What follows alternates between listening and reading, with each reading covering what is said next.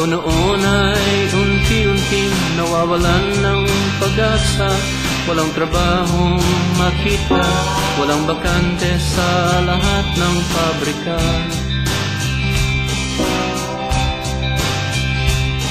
Sa probinsya'y di makabalik, walang negosyo sa mga bayan, at sa bukid na may walang tanim, kung hindi bagyo ay sa lanta ng bulkan.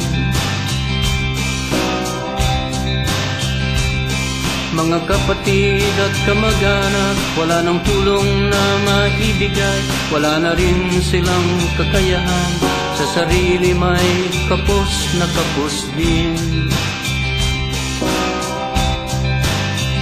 Kailan pa kaya?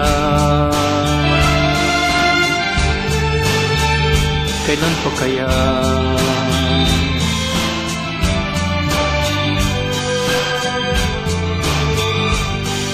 Nag-apply ako sa ermita, kahit saang bansa ay pwede na. Laking tuwa ang aking nakamit, makinista sa Saudi ang hanap nila.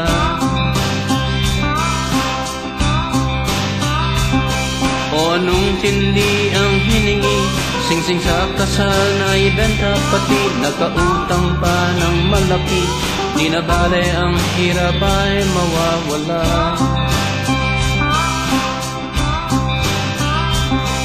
Hindi ang ugong ng makina, kundi pag-iyak ng mga bata. At ang tanong nila, Tay, ba't ka aalis? ang naririnig sa loob ng eroplano. Kailan pa kaya? Kailan pa kaya?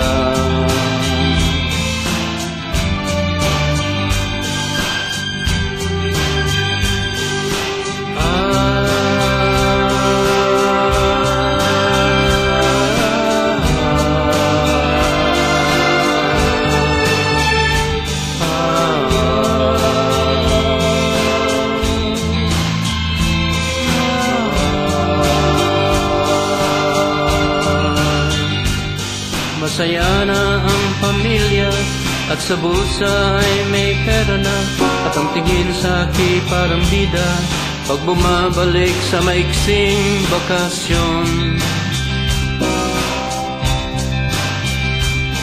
Ang akala ng kaibigan, ang galing ng kanilang tsokaran, hindi alam ang hirap na dinaglaho, nagbago lang ito ng kanyang anyo.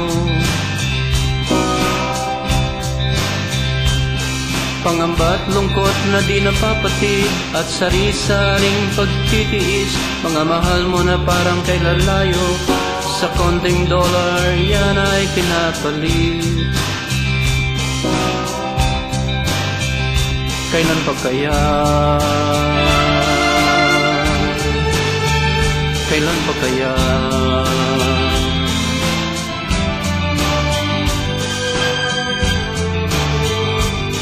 Gabi-gabi bansang nasa isip, ang trabaho ay pinipilit, mga anak gustong makapiling, ngunit anong buhay ang naghihintay sa akin? Kahirapan, gulo at init, alikabok, baha, ingay at traffic, mga brownout o baka kidnapping pa, mga tropang sa sarili ay wala pa rin.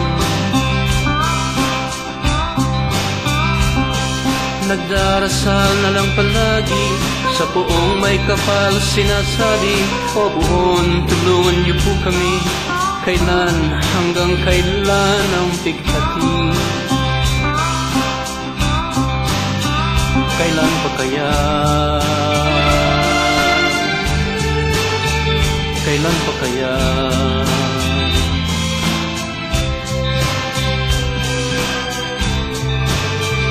Kailan pa kaya? Kailan pa kaya?